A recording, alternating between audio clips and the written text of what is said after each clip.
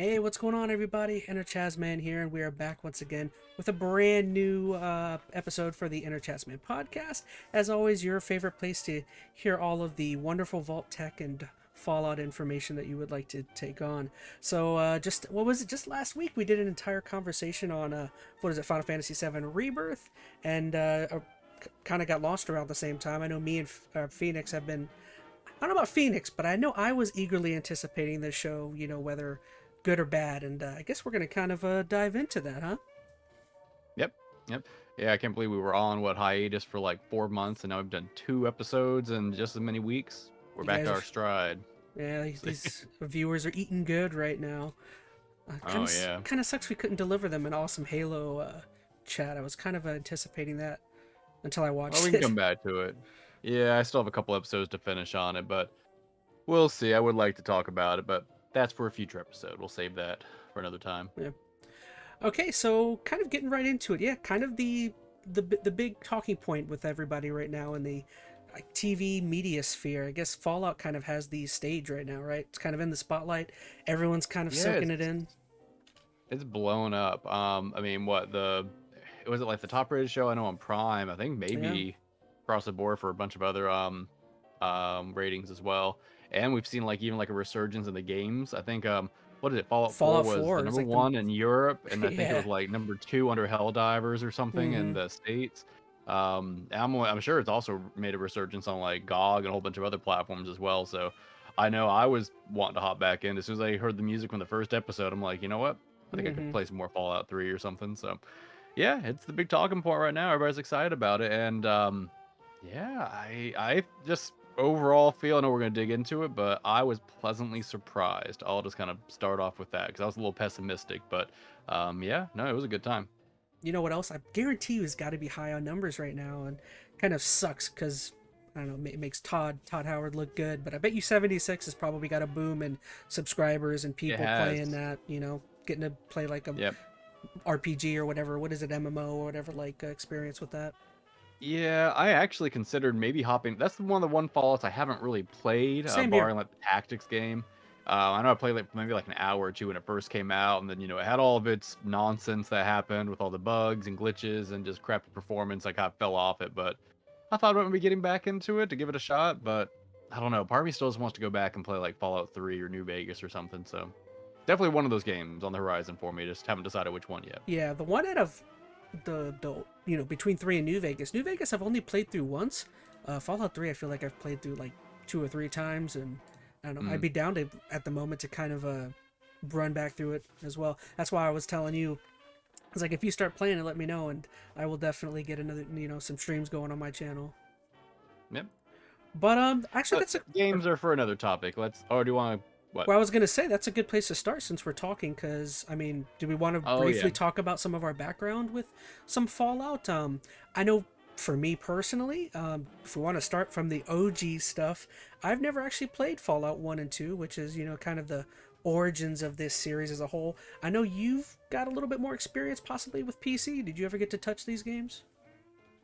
So I played 1. I never did play 2, but it was after I'd played 3. So I think we probably had the same introductory point. We both came in Xbox 360 era, Fallout 3, which for me, I loved that game. I know a lot of people came at it with a little bit of hate because it was a very different departure from the old 2 kind of isometric, more I want to say more faithful RPGs with Fallout 1 and 2, but I don't know. I dug it. I liked the scale of it.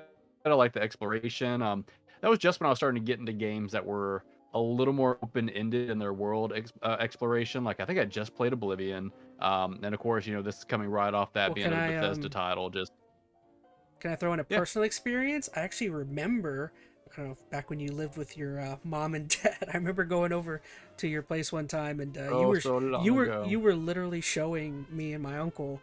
You were showing us this new game, Fallout 3, on your black Xbox Hmm. 360, and I remember you talking about how like that was like the game you've been playing for like 100 hours or something like that. And I think that was like the first time I'd heard of Yeah. Fallout 3, and of course, not long after that, I think I would procure that 360 from you. But yeah, Great Yeah. memories. Yeah, that game just has that moment. Like there's a handful of games that I have these introductory moments that grab you. Like you have the Mass Effect 2 moment where the Normandy goes down, but this one coming out of Vault 101 and kind of getting that Mm-hmm. blinding look by the sun before you see the wasteland, like it sticks with you. And you can of course argue, quality and other aspects of the game, but presentation of Fallout 3 at least really hooked me in initially and kind of grabbed me into that world, and then I was on board for Fallout 3, New Vegas, 4, and most other kind of peripheral content. I went back and played Fallout 1. I never did get into 2. I don't remember exactly why. I think I just got distracted. I think I dabbled in tactics, but I definitely didn't get far in that one at all. So I'll only say I played 1 and then all the 3D Bethesda Yeah, versions. I totally forgot. I love Fallout. I think they said playership on even Fallout Shelter is like booming because they added like characters from this game Hmm. as people that are in your shelter. It's pretty Did you ever funny. play Shelter? I played a little bit when 4 came out because I remember that was like the big Yeah. this game's live now. I remember that. Yeah, I played it for a month or two, and it was fun. I don't know how microtransaction has gotten over in the past few years, but it was a fun little, kind of sim builder, resource management kind of deal. So, the only one I guess beyond that I haven't played, I guess we already kind of mentioned it, was 76. I think I played it for like an hour when it first kind of launched during beta, and then fell off when I saw just how terrible it was at launch. But I know it's got a lot of support since then. They've added a lot of DLC and fixed a lot of things, and supposedly it's a good game. I don't know, but that was definitely during Bethesda's low period, so we'll see. Maybe I'll give that a shot after all this. Mm. But yeah, I guess as we kind of I, me talking about my personal experiences with Fallout are exact same as yours. Never got to really play 1 or 2, but 3 was definitely my entry, and then I think I immediately played New Vegas. I remember the whole E3 presentation for Fallout 4 was like the biggest thing ever. I remember that presentation. I think that might have been even like the first, what was it, Bethesda only game showcase or whatever they had at that time. And Oh yeah, yeah. yeah, Yeah, the Pip-Boy Collector's Edition that they announced, which I have sitting back. You kind of see it right there. I think is what it is. I got my little atom bomb there too. yeah. Didn't I find the Pip-Boy for you like at a pawn shop or I something? think you did. And I bought it off you for like Yeah. pretty cheap. I think it was only like 30 bucks, 30, $40 you charged Yeah, I me. think whatever I found it for, I sold it to you. But I don't know. I thought it was a pretty cool little collector's edition. Granted, it's a little cheesy, but it's all good. Yeah. So I guess I don't know. Since we got that out of the way, what do you say we go ahead and start diving into? I don't know. What was it? What overall did? What were your early thoughts about some of the early trailers? Because I will say for me, I kind of fell into the grouping with a lot of people where I thought the trailers did not look very good for this. I was not like Mm. super hyped. I was kind of getting, you know, possibly a bad adaptation vibes. Now, not quite another sci-fi series, a video game Microsoft series, product, yeah. Microsoft product. But I was definitely kind of worried about this. So I went in with very low expectations. What about you? Were you kind of Same. tentatively approaching it? Yeah, I mean, I think for similar reasons to you, like we were just coming off Halo, which I'm sure there's some out there who love the, reimagining of the Halo franchise for the TV series, but I was not a fan, still am not. So coming off of that, thinking, okay, there's another Microsoft franchise that they're trying to turn to a TV series, just kind of had its bad foreboding feeling. And the early like set photos and production material that came out, it's not that it looked bad, but it's hard to gauge, especially a show like this, just from the images alone. Because Fallout, I feel like 99% of it, maybe not 99, I'm being a little hyperbolic, but a lot of it is about nailing a certain tone, right? Mm-hmm. And Fallout has a mixture of a lot of weird tones. You've got like a dark humor, you've got, of course, the depression that comes from the apocalypse. You've got some, campiness, and like there's a lot of things that mix together to make Fallout what it is. And I wasn't getting that necessarily from the trailers. I guess my fear was they were going to be too campy or too cheesy or too one thing. Like finding that balance of tones was a big concern for me. And I don't know, I mean, looking at it, it's not that any one thing looked bad, but you know how a lot of shows sometimes will try to go like one to one in the look of it, Mm-hmm. almost to its detriment. It looks too much like the game. Like I don't know, it doesn't read well in a televised or another type of medium. Like it looks good in the game, but when you see it on a movie or see it in a show, it looks a little awkward. And I guess I was initially concerned of getting that vibe, like, oh, yep, that looks exactly like the Vault tech stuff, exactly like the suits. I don't know. Maybe I was over critical just 'cause I was so worried about how Halo kind of turned out. But yeah, initial previews of the material, I couldn't get a good read on. Well, I was more honestly, skeptical than anything else. for something like, I don't know, real quick, something like the Doom movie, the one with The Rock back in the day, honestly, you can Oh make an yeah. argument that the worst part of it that didn't age well was the part where they tried to make it look like a first person shooter at I the think that's end. kind of what I And mean. Yeah, it's, where they try to be yeah, almost too authentic, and it's a fine line. Like you definitely want them to be authentic to the source material, right? Because if they're not, fanboys are going to bash them. I mean, I'd bash them because you yeah. want to have that, feeling of the games, the look and the feel, and the everything that comes along with it. But when you lean too far into it, it is a different medium, right? Games and Hmm. TV are different, so sometimes a one-to-one translation doesn't work well. And when you see the images, it looks pretty one to one. And I guess that was my concern that, oh, they're just going to go all in. It's going to come across too cheesy or too on the nose or something. But they skirted that really, really well. And we can get to it here in just a minute. But I think that if there's any like main thing I want to kind of come across with this, even if you have issues like story and whatnot, they feel like they really did nail that tone. Or the combination of tones that Fallout needs. It has the dark humor. It's got the campiness to it. It's got the gore where it needs to be. Sometimes in spades. Well, So I it's don't know. also They really tough did a to, great job feeling that out. it's also tough because, like, not only do you have to have the dark humor, but, like, I don't know if you mentioned this, but there is, like, a certain amount of seriousness with the topic Yeah, and with the source material they're heavy itself. Like, themes. Yeah, yeah, you're talking about into the like an world. actual Yeah. situation, like the Red Scare and the Cold War. Those were actual things that Hmm. we did go through, and I don't know. I feel like the show starts off with.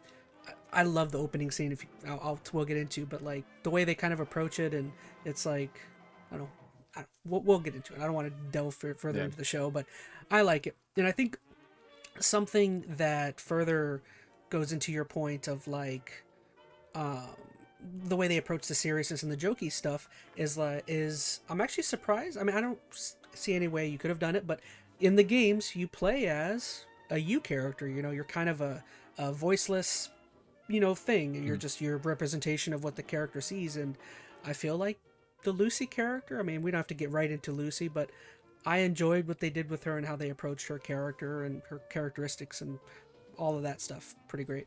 Sure. I guess I will say to that point, we can probably reiterate when we talk about characters in detail. What probably makes Fallout work a little better, and I'm not sure if this is more from a narrative focus or character focus, as opposed to something like Halo. Halo is all about a very pre-established set of characters, right? You can't have Halo without Master Chief. You got to Hmm. have Cortana. You got to have all these different characters. And there's a lot of areas that if you don't get those characters just right, you're gonna fall under some pretty heavy criticism. Like obviously we've seen that with how they presented Master Chief and things like that in the Halo show.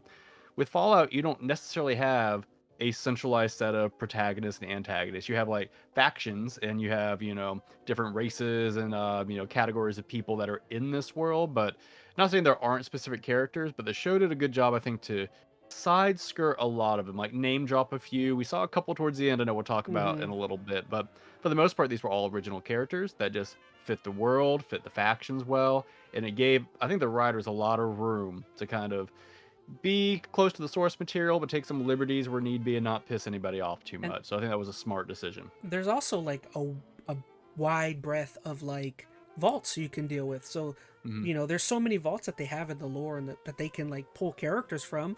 You could anything could come out of you've seen from the games. Literally anything can come out of some of these vaults with some of the Yeah. experimentations and different societies that were kind of going on in each of these. Like you can have someone as naive and ridiculous as Lucy, come out and Hmm.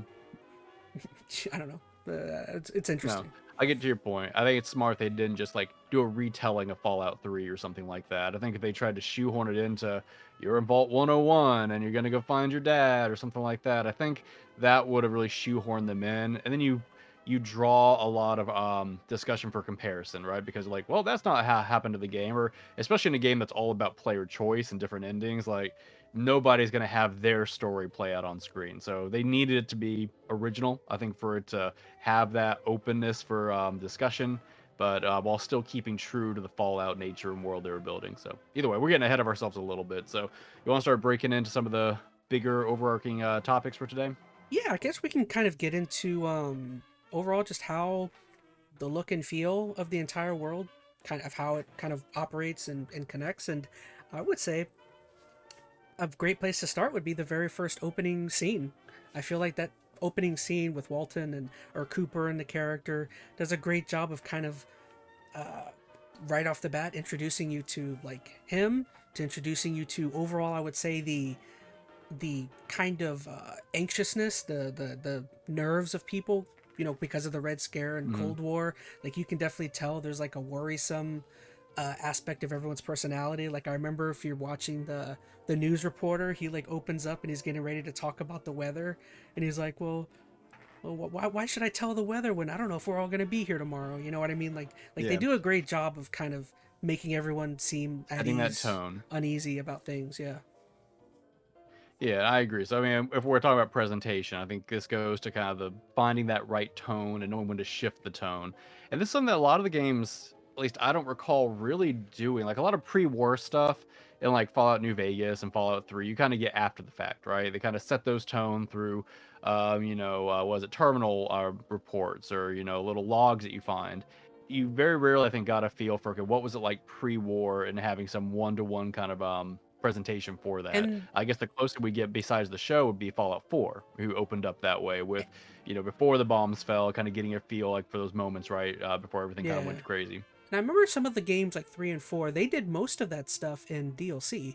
Like in the main Hmm. campaign, you didn't really do that, but I remember in terms of like what was it Operation Anchorage and all that, you got more of like a view of like how things were operating, you know, in the before Yeah, time but and even stuff. those went further Kind of back. Like the further back, Operation yeah. Anchorage thing is a little disconnected from, the bombs dropping. I mean, not completely, which of course what led Oh, up you to mean it, like but the actual as far as those bomb? Yeah, I those see what you're saying. moments before, like I mean, Fallout, I mean, it's a big timeline. It's a whole, history of events and things that kind of led up to it. But the moments I think about are, yeah, those moments right before the bombs dropped, and then of course what kind of follows after. So honestly, I like the way the show handled that better than even Fallout 4. Like Fallout 4, maybe because it felt so contained. It's just you and your wife and your baby in the house, and there's not a lot of interaction with stuff around you. Just I think you had Mm-hmm. like same thing. A news reporter would come on and then get cut off. But I think starting with that party where you can tell everybody's trying to have this social interaction, go through some normalcy, but everybody's just very uneasy about it.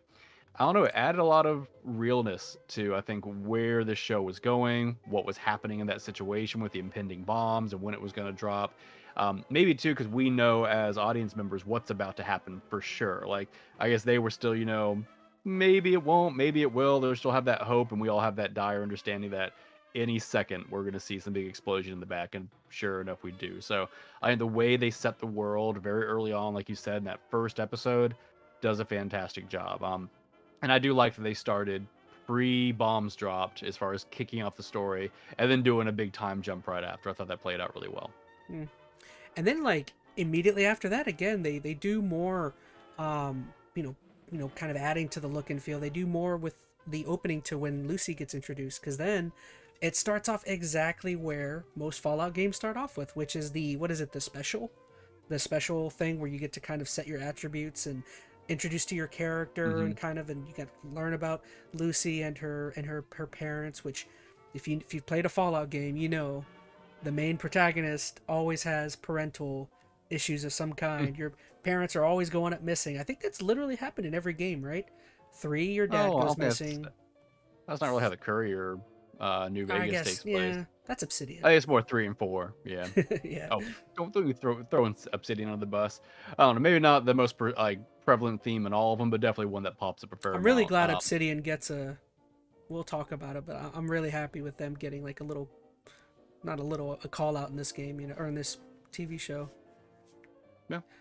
Um, what else? So I do like as far as, and this one thing kind of contradicts my concern earlier, like how they very much did a one-to-one, just how it looked and felt from the games, just kind of spit that onto the screen, which once again I was overly concerned about, but I thought they did a really good job. Whether it be CGI or just art direction or costumes, like it was all once again pretty much ripped straight out of the game. I'm sure they adjusted some stuff, but you look at the vault suit and you're like, yep, that's exactly what that needs to look like. You look at the power armor, like, yep, that's what that needs to be.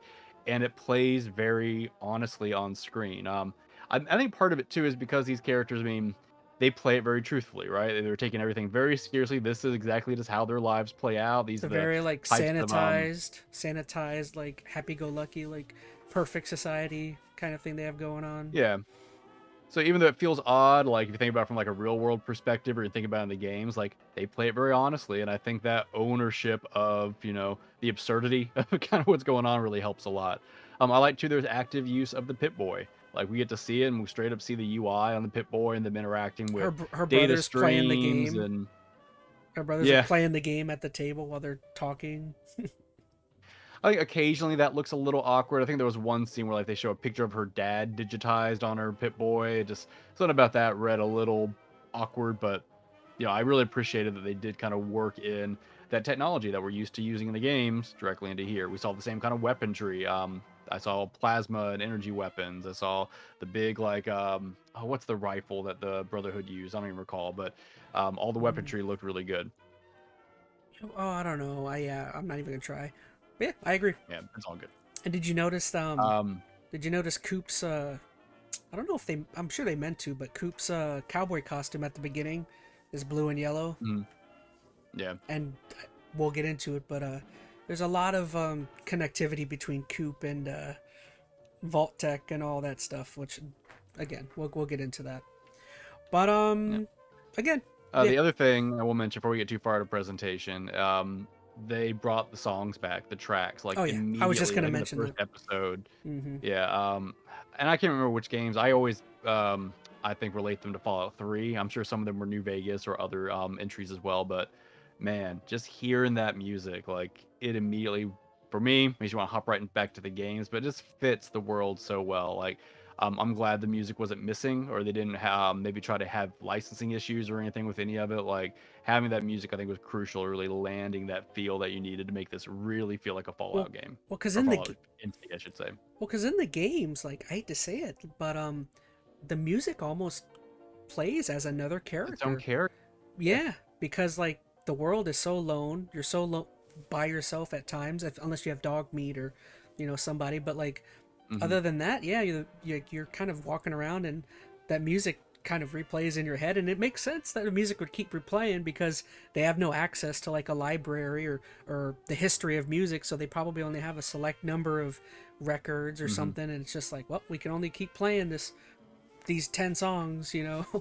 Yeah, and this is a broader conversation about just the music in Fallout games in general, but I love the juxtaposition between this very lively kind of, big band kind of music that they have, and then just the desperate situation you're in out in the wasteland where everything's destroyed and you got this happy-go-lucky music. Like, I just love that. And this is, once again, kind of getting on topic a little bit, but when we talked Starfield X amount of, months ago, one of the biggest complaints we had was there was no music. It was boring. Like, especially in a Bethesda game, like that's to me a staple. Like you walk around, you have this, almost like a soundtrack of the wasteland. Or I expected something similar in that game as well. I know, different game, different motivations, etc. But I think you hit it really well. This is a character in Fallout, so having that music right was really, really crucial. And then you also have like the hidden messaging in some of the songs. I don't want to set the world on fire. It's like every song. It definitely feels like when they made the games, they were like, oh, this song has a lyric that has to do with post-apocalypse or something terrible. Let's throw that in there. I love that they also had a radio DJ later on. Granted, he was only playing fiddle music, but I don't know. It threw me back to Three Dog vibes just a little bit. Like, I don't know. It once again, that goes to the world building that this show committed to kind of stick with the game, as well as kind of build upon that stuff. So, I don't know. This show just really did a great job to feel like it was a piece of the Fallout universe. It didn't feel like it didn't fit or it was missing something. It felt like a game. It felt like a new entry in the series, and I think I really, really appreciate how they kind of threaded that line, even though it was a whole different medium. And I liked how the DJ, he was complaining that nobody appreciated his music and wanted to come see him. But then you had all these dead bodies littered. He littered. couldn't take criticism. Yeah, he was like, it's ridiculous. Well, that was the thing. He couldn't take criticism. He wanted everybody to love it. So anybody who came, he'd kill them. Stupid. Yeah. That's why Thaddeus sitting there afraid to say anything bad about fiddle music. He's like, "Yeah, yeah, I hear the mid-tones. Yeah, of Oh, I course," didn't because catch he on didn't to wanna get thrown into a trap. that. Yeah, Ridiculous.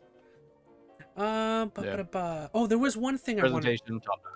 I did want to say. Now, I'm sure there's got to be more to this, but no Ron Perlman. We do get the line at a point in the show, Mhm. but Ron Perlman generally opens most mainline Fallout games. I'm sure in the, you know, deep down within the show, there was probably contractual stuff. And I know he hasn't been super popular as well the last couple of years. I know he's been, I don't know, I don't want to say canceled, but he's been ticking some people off Mm. with things. But yeah, I'd be curious what exactly was going on there, like why exactly you couldn't get Ron back. I didn't miss it. I think I don't know if this would have played differently if I would have cared, but I guess one benefit to not having it is it makes everything feel a little more real, if that makes sense. Like when you have a show that has a narrator over it, you feel like we're just watching a story He didn't need to unfold, right? narrate the Like whole someone's show. telling you a story. I would have liked. I would have just wanted the But even like line when at the you open beginning. a show like it, I don't know. I don't miss it. I Fair kind of enough. like that it all just kind of played out with the characters that were in there. You could take it either way. I don't think it's a bad thing or a good thing necessarily. If you missed it, that's fair. I don't think it had to be there though necessarily. Yeah. I do think the line needed to be there. Oh, I'm the glad the line. line was You there. do get the line, yeah, at the very end, which was nice. I enjoyed that little Mhm. part. So I don't know. I guess we kind of touched on some of the. I mean, we did touch on world building. That's kind of what they were going for. So we want to get into some characters and some kind of Yeah, some of the people. What did you think of our main protagonist, Lucy or Ella? What I is her thought name? she was Ella great. Perling. Something like that, Ella yeah. Purnell. No, I thought Lucy was a fantastic character.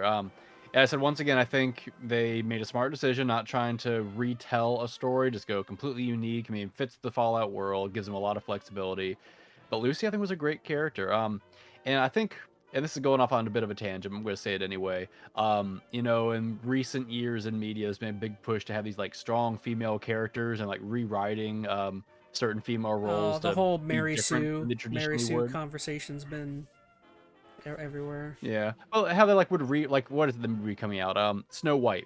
That's not gonna be traditional Snow White. It's gonna be her as basically this girl boss, and she does like it's a completely different retelling of the character. And when people kind of criticize that, they come on like, oh no, you just hate strong female characters. It has nothing to do with that. I think the issue here, I think Lucy is a great showing for this. People love strong female characters that are written that way from the beginning. Like we don't have any kind of issue with a female being a strong character, but let it be its own character. When you have to rewrite other characters to fit this agenda, whatever it may be. And I know I'm ranting a little bit. No, it's fine. I think that's where we have issues. I think Lucy had a great narrative arc or character arc, I should say. She wasn't a Mary Sue necessarily. I mean, she was clearly, built up to be a very intelligent, capable character, but she had flaws as well. And I think they just really sold her really, really well. She was relatable.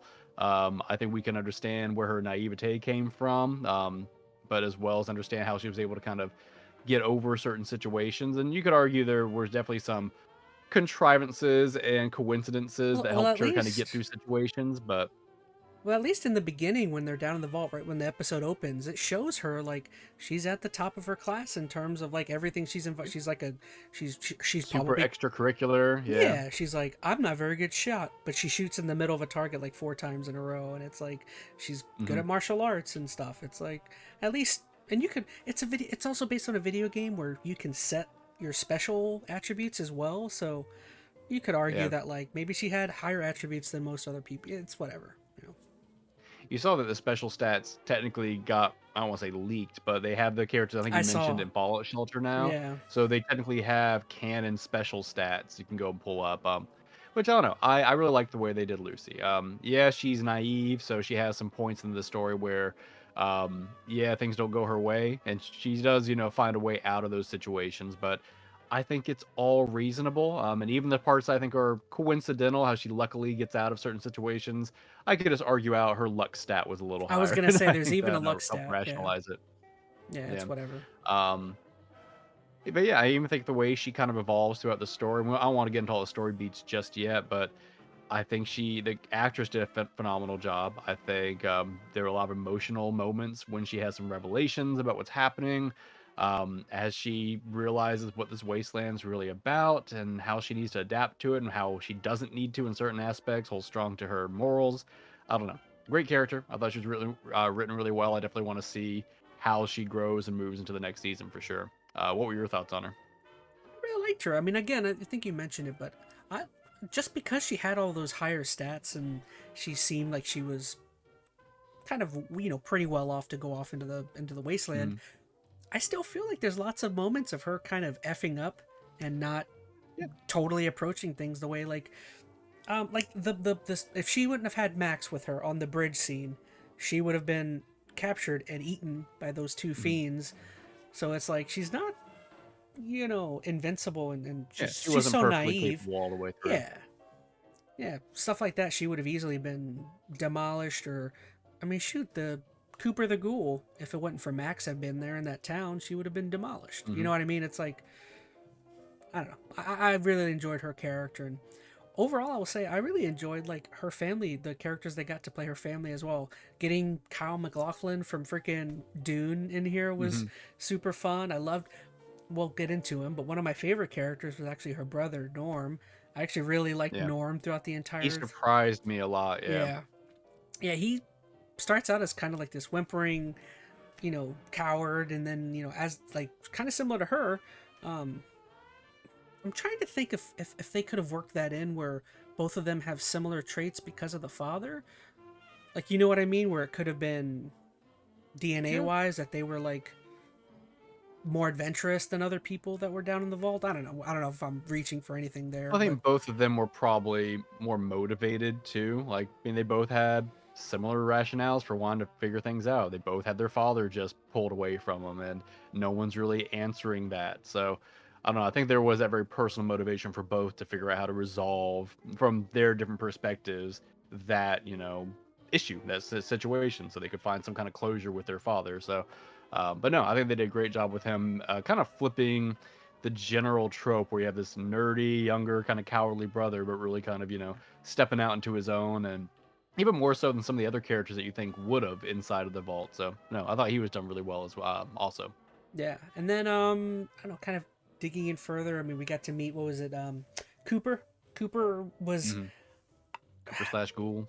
yeah, I would venture to say I actually found a lot of his story and plot line that involved the pastime to be his more Mhm. interesting aspect more than I mean, Oh, I sure. guess he's kind of one note as a ghoul. He's just a well, he's not completely one note. They try and flesh him out as much as they can, but he's kind of just an a-hole douchebag who's just looking out for numero uno and kind of understands how Well, the you're seeing world him at this operates. one snapshot in his life. Like, Hmm. a lot of his background, whatnot, has led him to be this incarnation of himself. And looking back, there's more time jumps, right? So you see his character kind of progress into where he's at. But I like that kind of storytelling where it's kind of two stories from the same character kind of going at the same pace till they meet at the same conclusion. Westworld did the same thing, if you recall that Same with directors.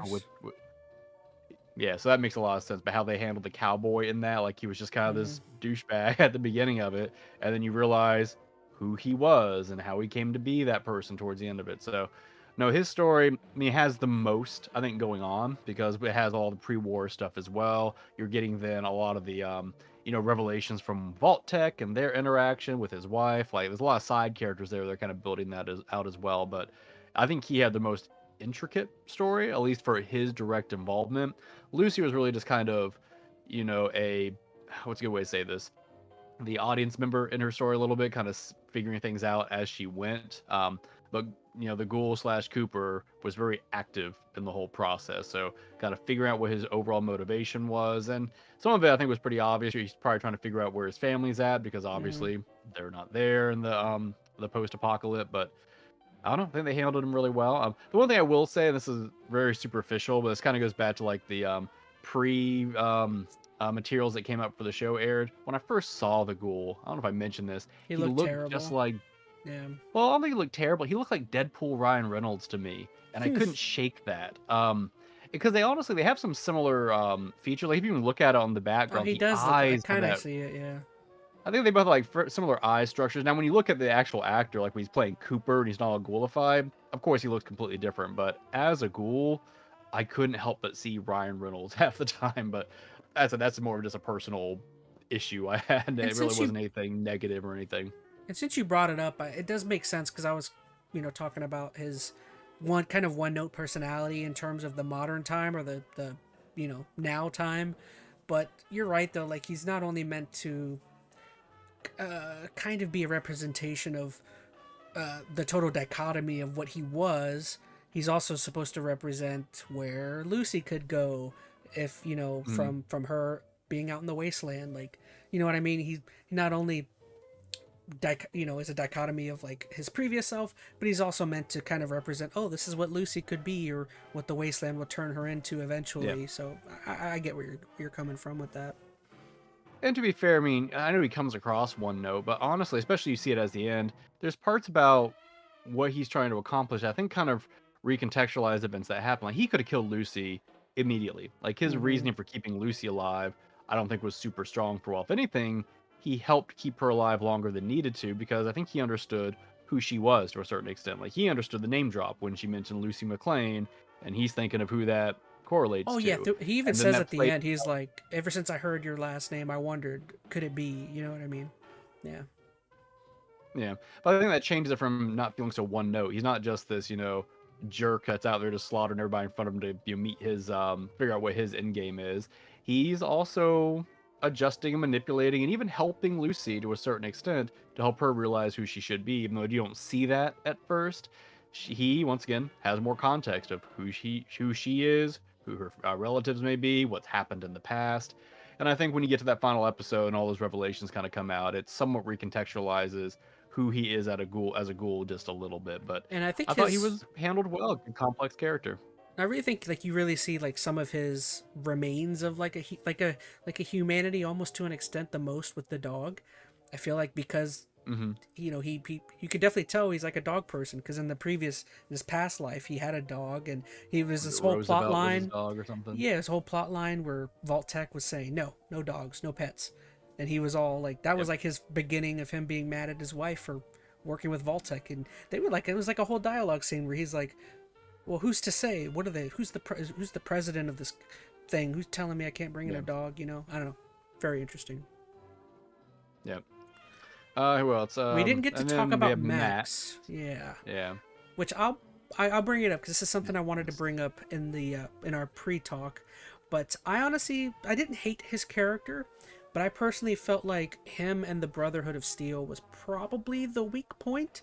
Well, not weak point, but weakest point that I felt as in terms of all the plot lines. Because I don't know if you guys know, but essentially throughout the show, there's like 4 main plot points. There's 4 main characters that you kind of follow. You follow Lucy, and they all kind of coincide. They connect at some point. But you have Max, Lucy, the Ghoul, and then Norm. And those are like your 4 main different plot elements. And for me personally, I felt like Max was probably the weakest. I mean, I do feel like they do build him up similar to Lucy, where he becomes, not so much a coward and becomes stronger. And I don't know. What did you think about Max? I'm struggling to think about like some of the stuff I didn't really like with him. He takes a little longer, I think, to warm up to and read a little bit. But part of that is he comes across from a very different background than any of the characters too, like being raised in the Brotherhood of Steel after surviving the Shady Sands incident that we'll talk about in a little bit. I don't know. He's a little hard to read because he's a lot more stoic too, and I think sometimes you might read that as maybe low intelligence, maybe cowardice, maybe he survives it like Indiana Jones in the stupid fridge. Yeah, in the fridge. Yeah. Like I said, point, it's hard, I think, to understand. And even towards the end, there's time I couldn't tell if, okay, is he just being dumb? Is he being afraid? Is he being, thought-provoking here at this moment, trying to think through the situation? It's hard to read him. And I don't know if that's just the performance, if that's the way the character's written. It's a little hard to say, but he's also very awkward too, right? Like, he's not overly exposed to some of these other interactions like Lucy and whatnot. So I didn't dislike him. I mean, I certainly warmed up to him more and more as the show went on. I think it was hard for me to understand exactly what his motivation was and where his like morality kind of sat for a while. Like at first, he's very much just like, I gotta take care of myself. But you also didn't know if he was the one who injured his friend at the beginning. Was he this cutthroat, merciless guy who only cares about Which that was a himself? Is very he just odd wrapped up in weird thing at situations? the very end where the friend is like, "No, wait, I injured myself because I'm scared." And I was like, eh. Yeah. And even that, I wasn't sure if that was truthful at first until like the very last conversation they have. So I guess that's my issue, not issue, but the tricky part about him is hard to read where he sits as far as like motivation and what he wants in this entire process until a little bit later on. I think after he kind of gets up with meets up with Lucy and they have a few moments where they kind of gain some trust and they kind of open up to each other. That helps kind of paint him as a little more well-rounded as far as knowing Yeah. what he wants to do, who he wants to be with, all that kind of stuff. So He that's my only issue with him. But once again, he's coming from the closest thing we have to a military in this, which is often a lot more stoic. They force him to be a lot more introverted in many ways. So I don't know. I didn't dislike it, I guess, what I'm saying. I think you probably took it more negatively. I was at least more open to figure out okay, where they taken this character, but it did take a hot minute. he actually had. I'll talk about the good about him, but he actually had one of my favorite scenes in the entire show, which was the whole the scene with him and his what is it? What's the Titan? Titus? Is that the name of his? Squire. Oh, Titus. Yeah. Titus. Him and Titus Like Titus. When they go down and they get into the cave and all of that stuff that goes on with the Yao Guai and everything. Like that's one of my favorite scenes in the entire show because like shoot, let me reset this. But yeah, that was one of my favorite scenes because throughout, like his entire like mysticism and ideal of like what the what's the name of the character? The Knights. The Knights. His entire like world and thought process about the Knights and about the Brotherhood of Steel kind of comes tumbling Kind of starts down falling apart there because he views them as like these mystical, like these are like your heroes. These are the people that are going to save the wasteland. Well, it was what saved him from the Shady Sands, essentially. So yeah, I think that idealistic, perspective of him, it set up how his character was going to adjust from his experience out in the wasteland. So I guess one thing that comes across a little weird with him too. They clearly wrote him with a lower intelligence stat. I think it's actually even true if you look at the Fallout Shelter like Is it special really? listing for him. Okay. He's got lower intelligence than the others. So honestly, if you contextualize it that way, yeah, he's not quite as quick as the others, but I don't know. I liked his character towards the end of it. I thought he was a little slow at times to kind of figure out what his motivation should be, but other than that, I thought his character was fun. I also agree that the Knight Titus scene was really good. The part with Titus seeing the Yao Guai and just turning around, he's like, oh fuck, and he's just running away, and I'm like, okay, that's totally out of the games. You like seeing a Deathclaw or seeing a Yao Guai, and you're just like, and you're under, you don't have weapons or something. You're just like, no. That was pretty great. Yep. And then there were a whole slew of side characters. We'll be here all night if we go into those. But I will say most of the characters are all written really well. A lot of them had their moments to shine, and I thought they were acted really well. Performances across the board I thought were really good in this show. Probably one of the more important ones is we didn't get a ton on that scientist guy. We just know he may have developed a new spoilers. I don't know if we mentioned that, but we know he developed like a new form of energy, some sort of new form of I don't something. think he straight up did. Like, I mean, if you're looking at the story, the whole maybe point he stole of it. ending. This is jumping way ahead. Well, the whole thing was there's this cold fusion reactor which is supposed to produce infinite energy. That's kind of the MacGuffin in this whole show. And it started with Moldaver. Like, if you go back, she was the one originally working on it pre-war, and then vault-tec came through and stole it all, or bought it up. So it's her technology, who now has somewhat trickled down through, the apocalypse that's now landed with the Enclave.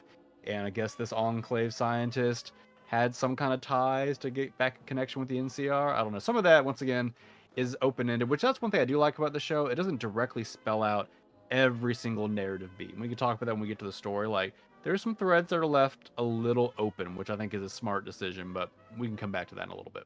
Yeah, and there's other side characters. I mean, one of my favorites was the chicken humper. The freaking the medicinal medic, whatever he was supposed to be. His opening scene is so great, where the two guys are fighting, and Max Uh, shows up and saves him, and he thinks he's done good, and the guy's like, "Oh well, I guess it's fine. You can let him go. He was screwing my chickens." yeah. uh, There's a lot of weird, like there's a lot of one-off weird characters like that, which fits the game so well yeah. too. Like Oh there's so yeah. many just like you'll see a random side character that'll say one or two weird lines, and this is very much a comparison to that. But then you have a lot of other really well characters that got written. I don't want to say written, but had larger roles like all the Vault Overseers. You had Betty, and you had Oh, I liked all them. Yeah. Lucy's dad. And even the other the other two Vault guys who were trying to be the overseer Trying and to they be, lost. yeah. Like you Do I have have their the eye names? patch chick. I have We- Woody. Woody is one of them. I didn't get the other guy. iPad chick. That was I forgot her. I don't think I should have added more characters. I know there's Betty. There's I don't think we Woody. need to. No.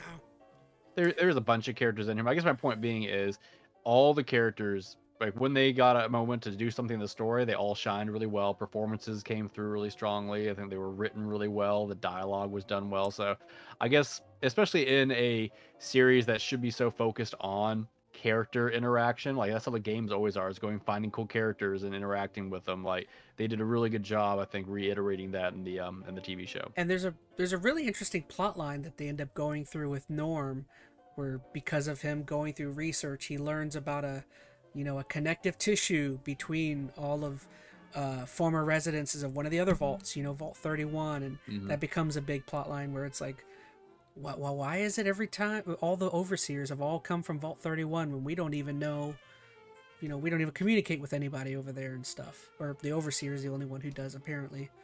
But uh, we actually didn't even talk about the events of 32, because that's like the whole origin of why Or Norm we and them want to are go pushed down out. story just yet, or do we want to hit any other character specific stuff we want to mention? Because once we start a story, there's No, you're a whole right. bunch of threads we can dig into. Any other major characters? We could talk. I mean, with the Brotherhood of Steel leader, what was his? I don't even remember his name. The old Elder or whatever, I Elder don't know. Steel. Yeah, he didn't Yeah. really do a heck of a whole Well, I lot. guess that's right. That leads us into maybe so much not individual characters, but let's talk factions for a few minutes because that's another huge aspect of Fallout in general. Is all the factions, how they're interacting. That's really what kind of plays out all the narrative stuff as well as how each faction is going to interact. And they definitely had several factions represented here. Not everyone in the game, of course, which I think is good. They kind of fit. Well, You can I grabbed a subset of them. can I just real Yeah. quick mention I like with the Brotherhood of Steel faction, I like how they again, I like how they make them seem as though they're this big, wonderful group, and just kind of slowly as the show goes on, you're just like, oh, these guys kind of suck. They're really not that smart. They're kind of led by dummies. I don't know, the way they Mhm. like even the Titus guy, like before he dies, he's like talking about how he's not really a believer and he thinks the group sucks, and which I guess I Mhm. forgot to mention that was acted by Michael Rappaport, which I was kind of shocked Yeah. he was in this show. I was just like, why is this New Yorker? I mean, I like Michael Rappaport, but it was just an odd. I mean, it was an odd casting, but it ended up making sense because they have to find someone jerky enough to cause Max to not want to want to heal him.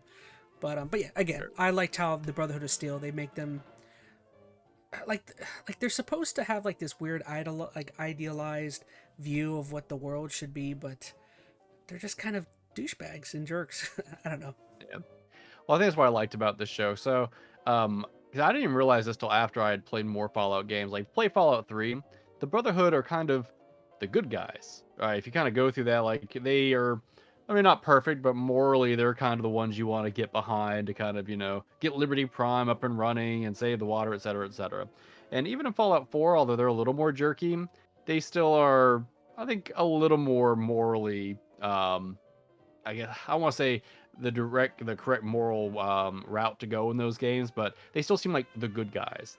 I think though, if you play the older Fallout games, like when I played one, the Brotherhood, they're not the good guys, not necessarily. So I think this show did a good job of finding that line and threading it. Where the Brotherhood, I mean, yeah, they at least have some kind of what's a good way? I don't want to say moral anymore, so I'm trying not to go down that route.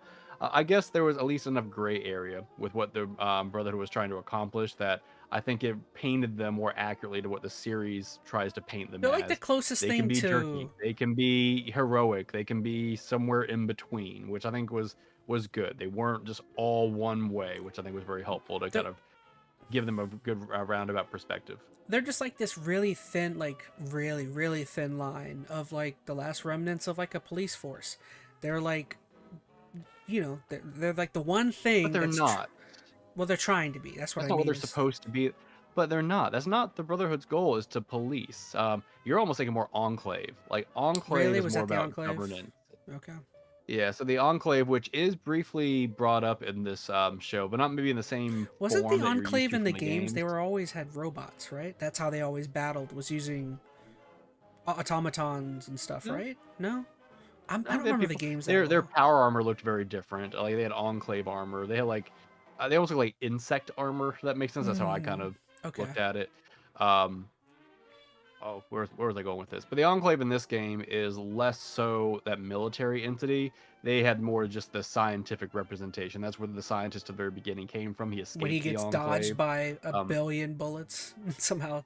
yeah, that was probably one of the most unrealistic moments where he I thought it dodged was that funny turret. though. At least they used it as like a logo kind of. I was just like I viewed it more as a I joke guess. than a like the gun Yeah, had like no aiming perk or something.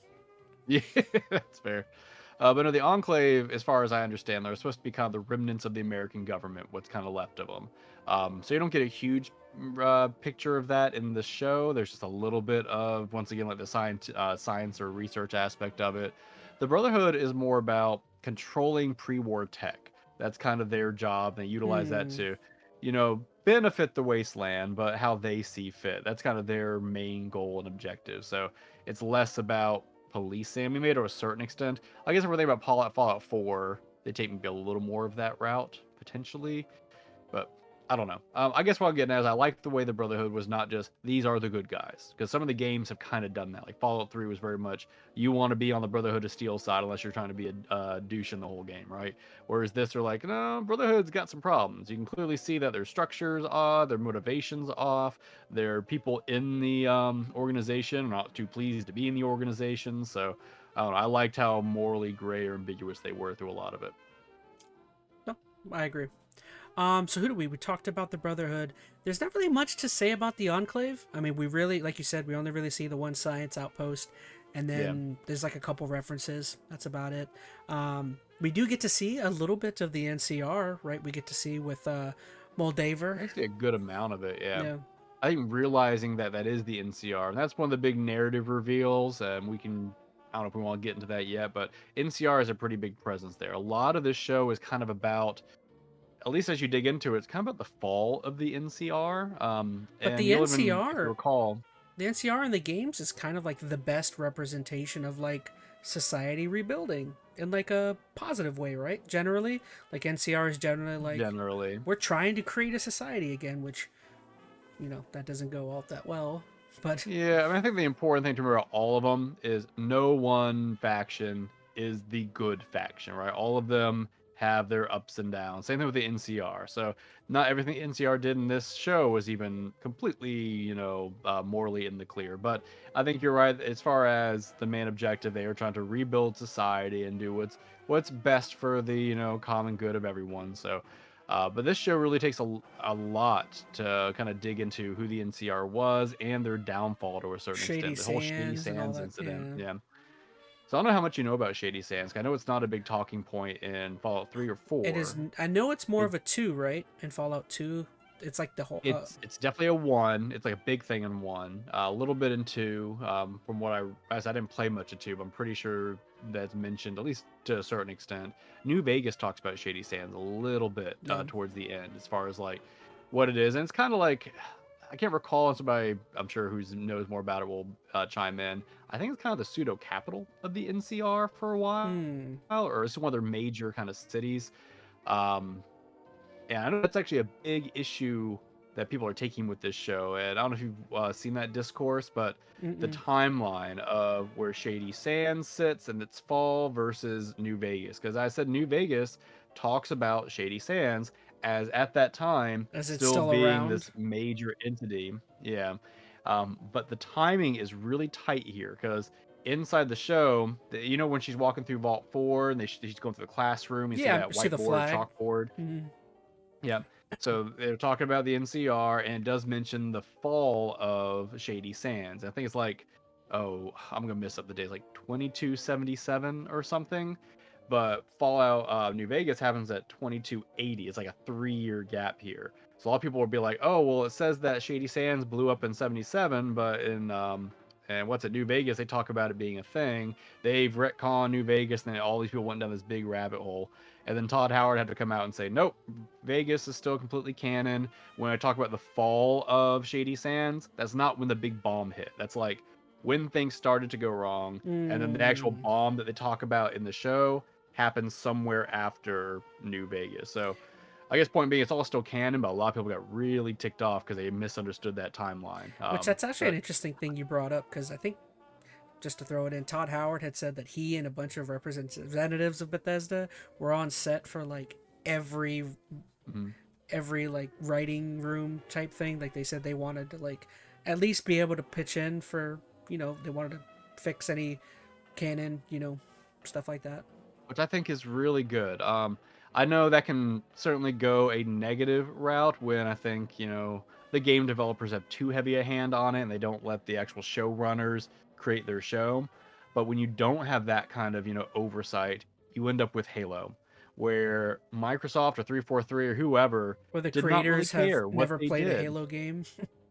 Yeah, and they were proud of the fact that, no, we haven't played the Halo games, or we're not trying to make this like the Halo. Like, that rubbed me so wrong in so many ways. Even though, yes, I think sometimes having the game developers there could come across as overbearing, at the same time, I think it was really helpful to make sure that, yes, we didn't have weird canon events, because from the very beginning, they were saying, we want this to basically be kind of your Fallout 5. I mean, not necessarily in title, but as far as a continuation of that story, this is part of It that kind of is, world. because it And tells for the that to story work, of a couple new vaults. So it basically is a new yeah. entry. And it is, and I think it's a good one. And I think it makes a lot of sense, and it builds some different stories out that I think threads that were brought up in older Fallout games, and also gives a lot of cool implications for what future Fallout games could be. And we can kind of wrap up with that when we get there. But I don't know where we're going with this. I guess point being We were just is delving what into the they did. NCR. Yeah, they were really trying to thread the needle there to make that canon line. I am curious. If that was a little bit of oops, we made a boo boo kind of thing. Like, oh, maybe we shouldn't have put that chalkboard in there with that timeline. Like, the timeline didn't explicitly say that it wasn't lining up with New Vegas, but it did open up a can of worms. I think they probably could have avoided if they would have presented that a This little sh- differently. this So, show, my oh, bad, my phone. leveled up. this show actually does a lot for the lore, a lot more than I kind of was Hmm. expecting. I know another thing that I haven't seen many people upset about, but apparently it's never really been mapped out, like the entire layout of the location of how many vaults and where they're located. We'll get into this Mm. further, but like this show explains, Shows you this a is map. Yeah. shows you a map of how many and where they're at. So Yeah. fascinating. Yeah. Which I'll tell you, this is I don't want to dig too far into this, but that it's a really fine line. I think the show needs to thread between giving you some extra details, some cool revelations, but Telling you still leaving everything. some things open-ended. Yeah, like there's some big things that are almost staples to the Fallout game, like who dropped the bombs. And if they get too heavy-handed and give you all the answers, I feel like that's going to be to the detriment of what the show is trying to do and the Fallout series as a whole. So they've threaded it carefully so far. They've given us a few little nuggets of information that are going to be fun. But there's also a few things they started building into that, depending where they go in season 2, I may not like that direction, but we'll hold off on that. I don't think there's anything else faction-wise to mention. We talked about NCR, Vault-tec really is the prevalent only, role. which we debate if that's And technically vault-tec, of Enclave, yeah, I don't know if it's Vault-tec, really a faction. We can say I don't know, a competing entity in the Wasteland. At least as far as how it subsidiary. exists here. Yeah, I don't know how you want to look at it, because they don't really have a lot of presence from the other businesses, if you will. Like, they talk a little bit about Robco and West Tech and a few others, but really it's about vault-tec and kind of their motivations pre-war versus what they're currently doing in the post-apocalypse kind of scenario. So I guess what I'll just say overall, so we don't spend too much time here, I thought the representation of the factions were all really accurate. Yes, they take some time to add some more lore to it, but I don't think anything they really did was unauthentic. I think that would be a bigger concern if like they represented the Enclave as something completely different than what they were supposed to be in the game. Same thing with the NCR and whatnot. And once again, there's a lot of wiggle room there regardless, because like all these factions have a lot of different subsidiaries. Like the Brotherhood had like an East Coast and a West Coast segment of them. They both behave pretty differently. So once again, fine line to thread, but I think they did a pretty good job here. I did like, at least with vault-tec, that they, I mean, it's hard for them not to do this. It's part of the games, but I at least like that you got to kind of see the continuation of vault-tec's purposes with the actual vaults. Like you got to see, like there were episodes that revolved around certain experiments, which that's always something in the games we've always known vault-tec was doing. And this show delved deeper into you actually get to see people coming up with ideas of what they want to do with people in the vaults, which is pretty great. I really like that aspect. And how unsettling that was, honestly. Like how easily they're talking about these experiments. Yeah, like we always knew they do horrific things in these vaults. I think sometimes you shrug it off as, oh, that was just weird, crazy science experiment they did. But when you actually think through, no, people got in a room and talked about this like they were good ideas, and were so careless about thinking about the impact on other people through it. Like it definitely paints a different picture about how evil some of these organizations are, not just now, but pre-war. There's vaults in the lore, man, that are crazy in the games. I mean, I know there's one story of them putting all women and one man in one. I remember there's another one where it's just one guy and some puppets. One guy they've cloned a whole bunch of times. Oh yeah, the puppet guy. And you're right, the one where it's just the guy cloned a bunch of himself like Dave or something. Dave or something. Yeah. There's so many. There's ones of like, I remember in New Vegas there was one where it was like a greenhouse type thing, and the plant's just overgrown, and all the people became like plant monsters inside of it. It's crazy. It's always been something I've kind of had a problem with. Like, don't get me wrong, I love that aspect of the games, but like some of the experiments are like, do you really thought that was gonna be beneficial to anything? I don't know. But maybe they didn't. Like, I think you kind of see the careless kind of, almost like just, what if scenarios are playing out. Like, they weren't giving them a whole lot of, like, serious consideration as far as, thinking through the morality or the implications of it. They're just like, yeah, let's just do it.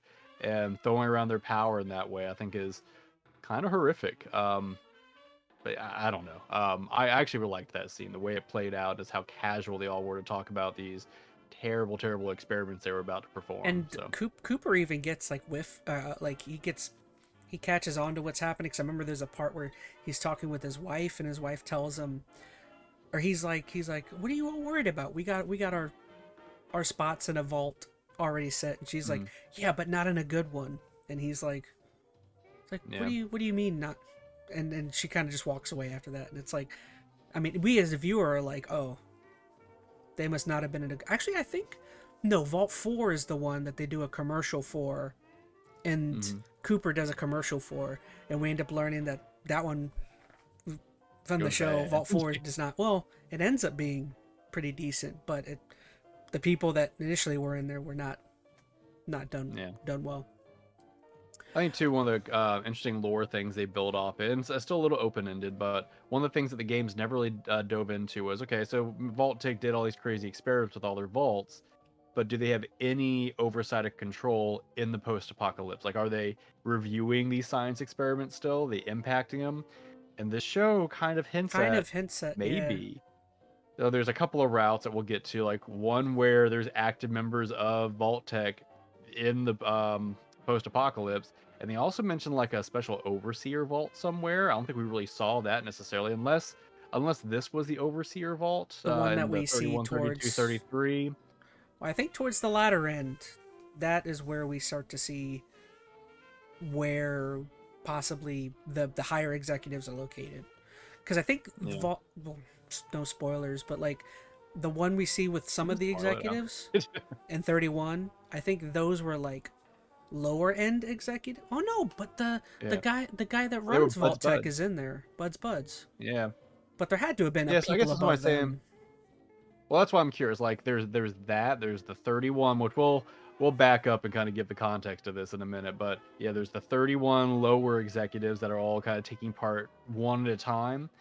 And then I feel like there probably still is a vault of all vaults out there that is more heavy-handed, that's actually observing all the others. Like, that was kind of the hint that was given when they were discussing it. There was a vault out there that was overseeing all the others, and that's something we've never seen in any of the Fallout games, and never really been alluded to, that there is some entity in vault-tec that is still actively involved in controlling all the other vaults. That'll be interesting to see how that plays out. Yeah. I kind of hope they don't go too far with that in the show, because that'd be a really fun game story beat to actually interact with. But I don't know. Yeah. So I think this is the point where we can finally delve into story and kind of get into what exactly was happening throughout this entire show, right? You want to start getting into that? Yeah, man. So how do you want to approach this? Yeah, it's interesting on where to start. Let's, I guess, do the initial setup. I think the main goal, at least at face value, is you have Vault 33 is where we start in, right? Mm-hmm. So you're in Vault 33, and it's in kind of this happy-go-lucky state at the time being. This is where you meet Lucy and her brother and her dad, the overseer. What was it, Hank? That was his name? Yep, Hank McLean. Yeah. And basically, a situation goes wrong. At face value, it looks like raiders have broken in, and they kidnap Lucy's dad, as well as kill off half the vault, essentially. So Lucy goes off to try to save her dad, because of course she does. And then everybody else kind of stays behind. Norm gets left behind because he's afraid to go out there, essentially. Self-titled coward. And then that kind of branches off into several different story beats. So you have Lucy now trying to figure out where her dad is. Some lady in charge of the raiders called Moldaver is the one responsible. She's trying to figure out who she is, where she's gone. And then along the way, she meets the ghoul, who is also kind of going down that same path, but for different reasons. You have Norm back in the vault trying to figure out, okay, what's happening in the vault? Because some weird stuff starts happening that don't quite add up. Why did these raiders get in here? How'd they get in here? Why are people not doing things about certain things? And then you have Maximus, who is a Brotherhood, starts out as a squire. Mm-hmm. Yeah. Ends up actually becoming a knight because he lets his old knight die. And he's, once again, they're all trying to go after the same kind of MacGuffins. They all kind of coincide meeting at the same point. For a time, there's a fifth storyline, but that doesn't last very long. There's the kind of MacGuffin. The MacGuffin is the fifth storyline for a time. Yeah, and that's just kind of setting it up. So the MacGuffin we're talking about, there's a scientist that's from the Enclave that is a little hard to read at first, but when you realize who he is, who's got some kind of technology, who he's trying to get to this Moldaver chick. And we don't really know who Moldaver is, what her motives are, her organization at this point. We just know the least that scientist is trying to get this tech to that person. And spoiler, he doesn't ever make it, but his head does. So, but it ends up all these different entities, the ghoul, Lucy, Maximus, all are going after this head.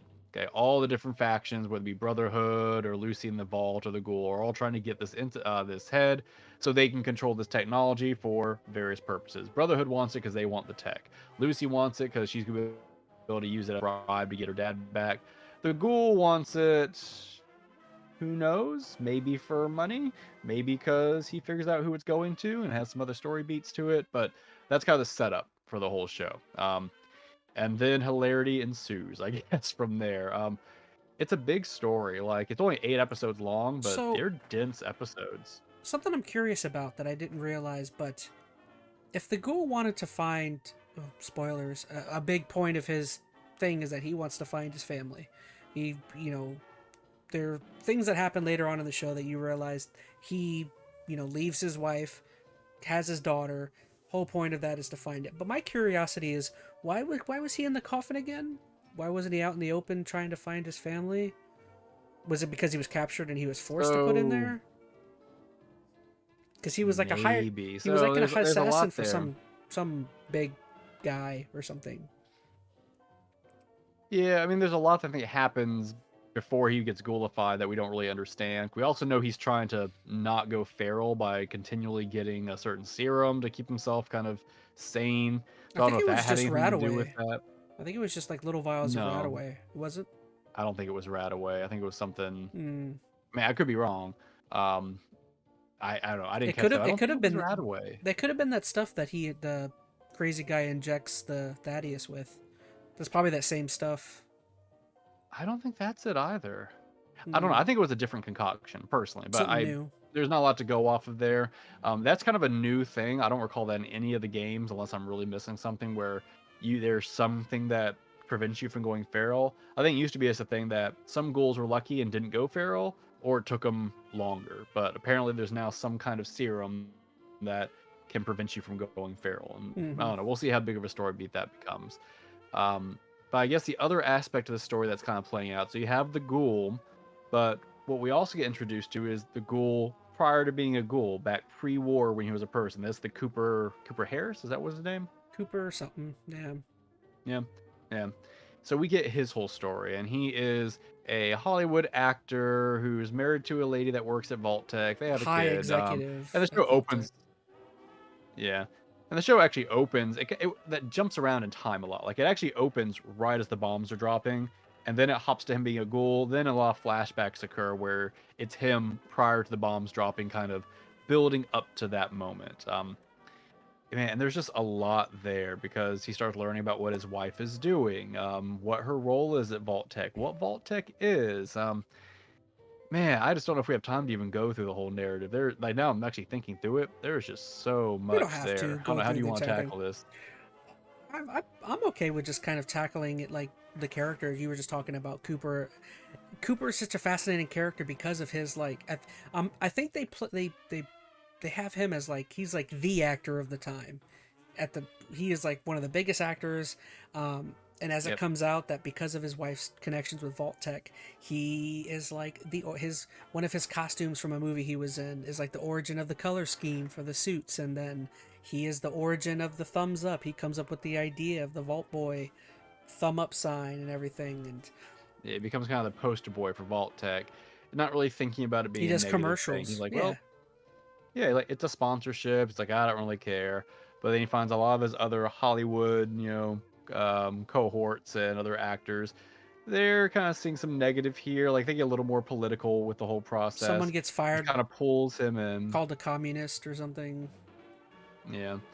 But basically, the wool starts getting, pulled away from his eyes a little bit.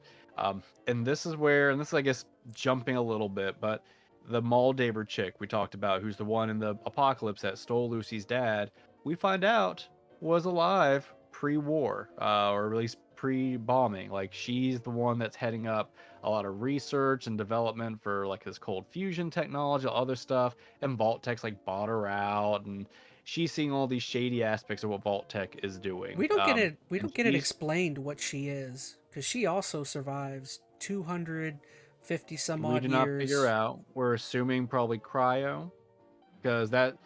I mean, man, jumping ahead, but a cryo is definitely a way that a lot of people kind of get kept through from Vault-tec into the But post-apocalypse. Like wouldn't their upper Hank management would gets have thrown in known if there. she was in that cryo because he was from 31, so maybe a different vault she was in. Because that was only Vault-tec executives, right?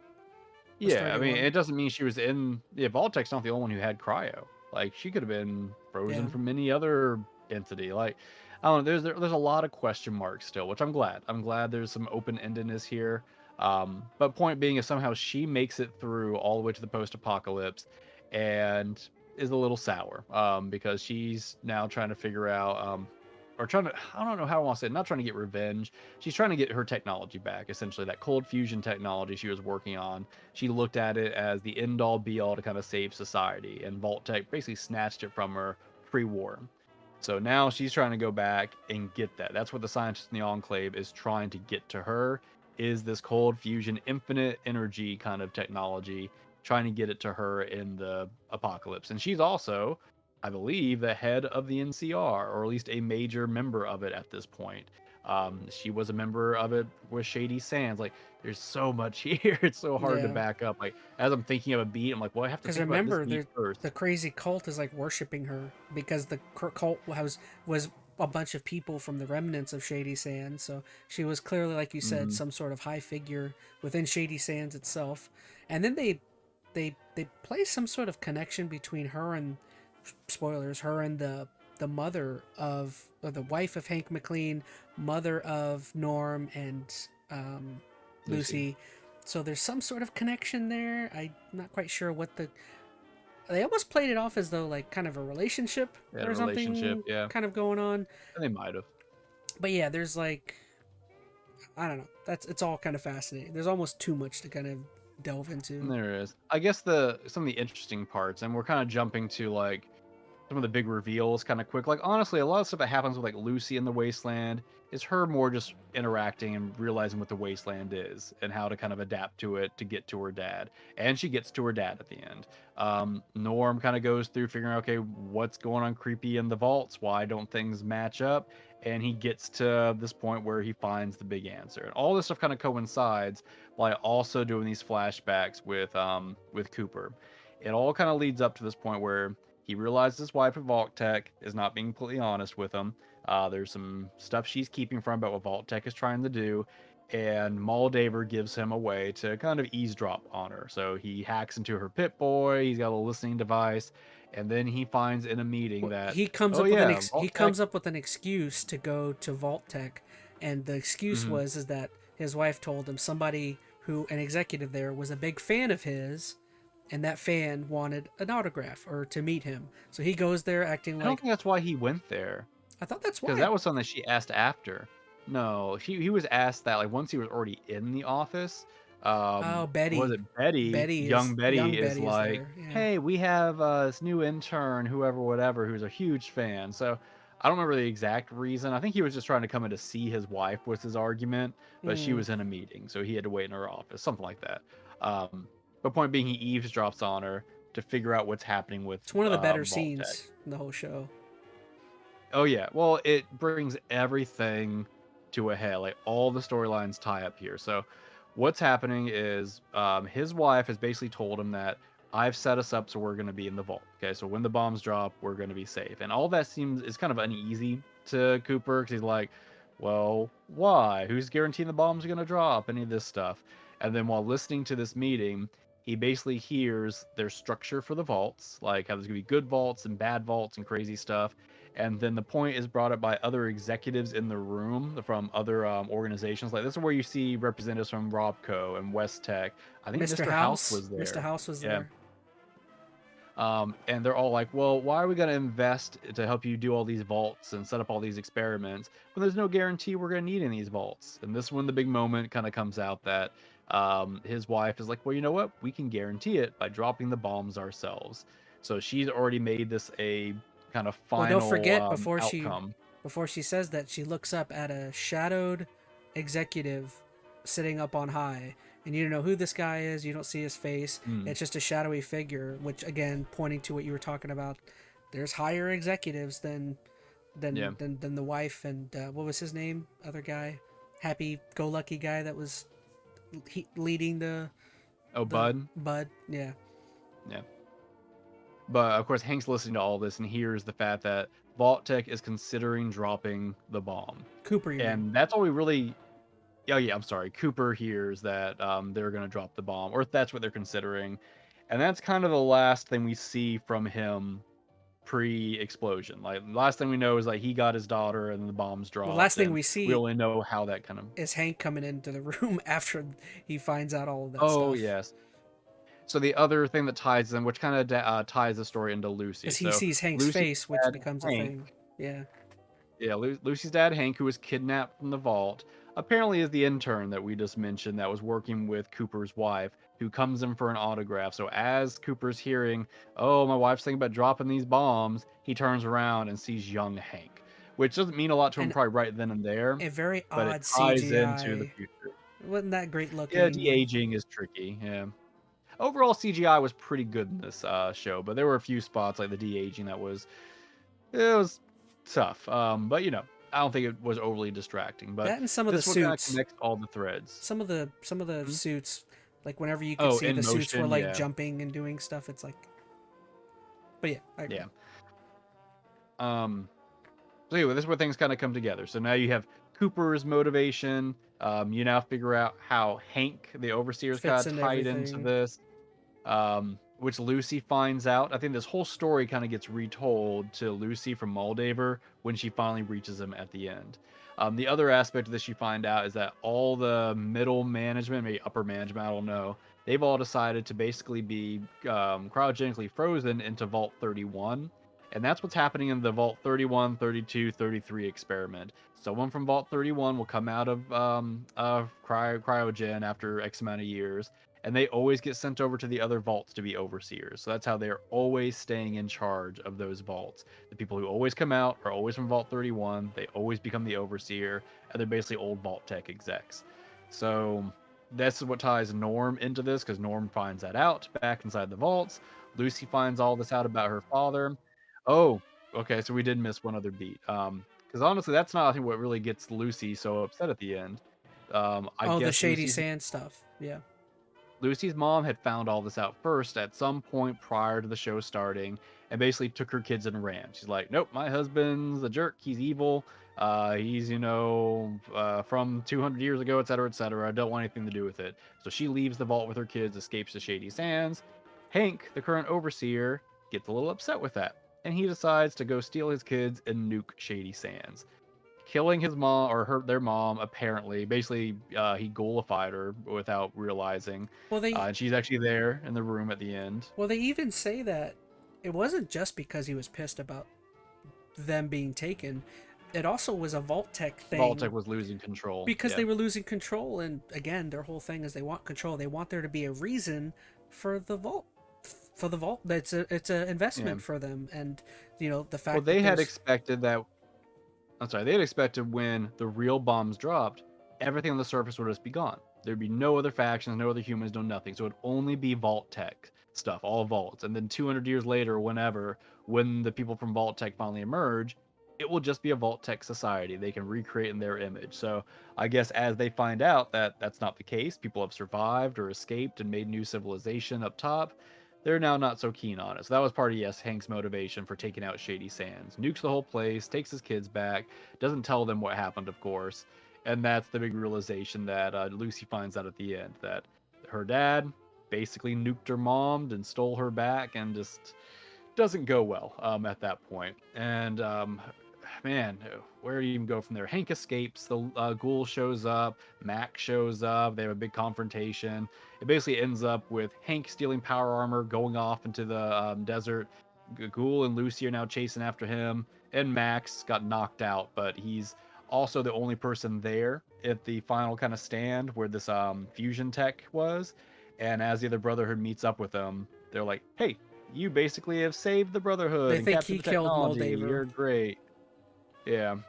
So he gets praised, and he's gonna be a new knight. Although he's not too keen on that idea. He just wants to go chase And down you Lucy. missed. So There's also a great line with there's a lot I missed. Yeah. Oh well, no, because then when Cooper finally shows up, and he shows up at the top with everyone, and he comes in, and there's like a really slow motion of Hank looking at who it is, and as you slowly see Mm, him come in, he says where the f is my family or something, and that's yeah. before Hank turns around and takes off, and it's like oh, we almost got it.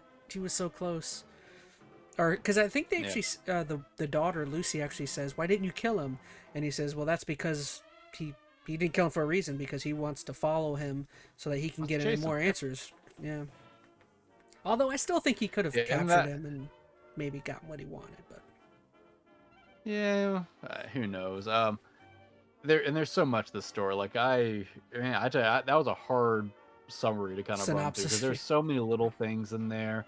There's so many little stories, stuff like happened in the Super Duper Mart. They went into another vault. There was a whole town they went into, Philly, that had a whole thing. Like, it's a very dense show for 8 episodes. And actually, really thinking back on it, I can't believe they covered that much ground with that many It stories in really a pretty short time frame. That was a whole aspect of the games, though, is that you have this main quest, but You have all, and it even gets mentioned by Cooper, but you always get distracted by all of this side stuff, and it really feels like there is a bunch of side stuff that you get kind of that distracts you throughout. That's a great line too by him. I guess He's like, as a thou will always be distracted by bullshit. yeah. I guess saying I kind of go back, and I know you have some nods in here. We can kind of start just going through those, but overall, I thought the narrative was done really well. It was interesting for me all the way through. I was definitely engaged, wanted to see, what was the crazy experiment in vault-tec? What did her dad really do? Like, I wanted to see things play out. I always had a good kind of narrative string I was being pulled from, and all the characters had good motivations to get to where they were. So, I'm sure there's some little nitpicks I could make, but I'll tell you, when they do so many things right like they have, I lose my want to be overly critical. Like, I will give them a lot of leeway on stuff. I may not on a show like Halo does not earn the benefit of the doubt, right? No. So I want to tear that apart every step of the way. This show does so much right, from world building to characters to lore to everything, that even if there's some things I probably could pick apart, they're so trivial. It's like, I don't think they really add much to the conversation. With Like, they did a great job, I think, selling everything. With other shows, when you start getting to some of the coincidences where it's like several times throughout the show, the characters all wind up in the same exact spot, same exact time, all 3-4 of them. It's like, yeah, but what they do with those scenes are so fun and cool. Like the whole battle in Philly, it's like, sure, it's a coincidence all of them are there, but you get like legs getting blown off. You see, there's even like we'll start sucking the references, but I think it's inferred that like the bloody mess perk is being used throughout, because every time he Cooper or the ghoul shoots somebody, there's just gigantic pools of blood and limbs getting blown all over the place, and they never really reference VATS, but I think that's what a lot of the slow motion in some of the battles is like you actually see the bullet. You actually see the bullet, like whenever some people would shoot and it goes. I think that's VATS technically. I don't know. I never thought of it. That's interesting. Yeah, there are some contrivances here and coincidences, but they're usually set up in such a way to play for a bigger moment or a bigger story beat. So could there arguably have been a better way to write it? Maybe. But it's not a big deal. Like, the story still moves along at a good pace. So if nothing else, I'd be like, well, this saves some nonsense of them having to make some weird workaround to get them here into this location at the same time, as opposed to let's just get them there so we can keep doing some fun stuff with the story. So I appreciate that it was compact. I appreciate just how much stuff that was here that was all faithful to the show, and I thought the narrative, everything was really, really good. Like, I enjoyed this show a lot as a broad perspective. But I know you have a list of nods here. Do you want to go and start digging through some of these interesting little things that correlate to the games and stuff like that? So we mentioned all the music. We also mentioned Operation Anchorage, which that was said on one of the news broadcasts very early on. I have them all bundled up in terms of like food and different. He fought in Operation Anchorage. Yeah. That was the war he was in. Yeah. Because he says he has experience with. He even says at one point he's at the end when he's like, I wore one of these back in the war, and he's like right up underneath the neck or something. There's a weakness in every suit. Yeah. That we used to take advantage on of. the chest plate.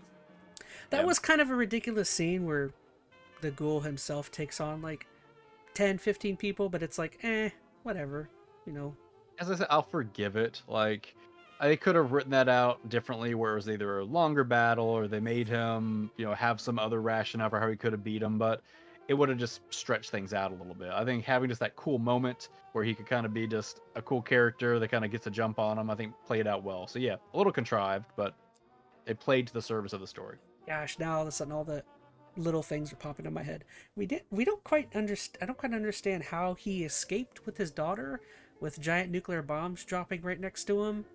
Like, he was at the very top of the Hollywood Hills. It's like on horseback. Well, but there's a story there. Like, there could have been a vault at the top of that hill. Remember Fallout 4? Like, they dropped that bomb like a mile away, but there, right up the hill, was the vault entrance. But so we know maybe he was running to the vault that was right around the corner. But we know at some point his wife is with his daughter.